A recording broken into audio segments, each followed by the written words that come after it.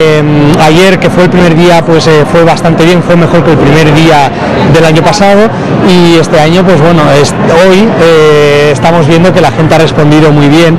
En cuanto a expositores, pues hay 40 expositores, que son más de los que también expusieron el año pasado, o sea que podemos decir que el saló s'ha fet una mica més gran, no? I la gent doncs, ve com amb una mentalitat de passar-ho bé, amb una mentalitat més lúdica, no? I sense massa prejudicis. S'ho està passant molt bé. Nosaltres també ens ho passem molt bé, no?